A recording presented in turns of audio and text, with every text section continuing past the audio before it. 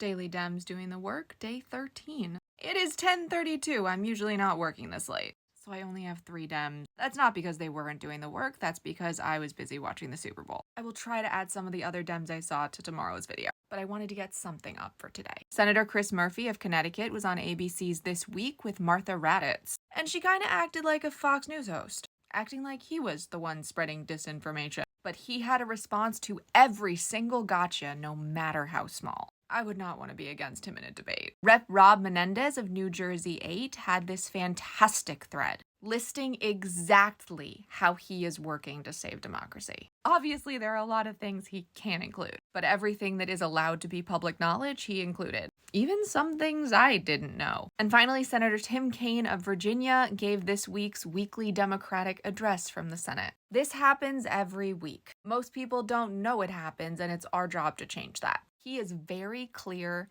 in simple language explaining exactly what is happening. And I think this is the perfect video to send to any family member or friend who might be seeing the light. It's spreading messages like this that will make this whole situation end faster. So I apologize for this being so short, but I hope you still get something out of it. And just remember, it's Super Bowl Sunday and Democrats are still doing the work. Your voice is your superpower, but only when you use it.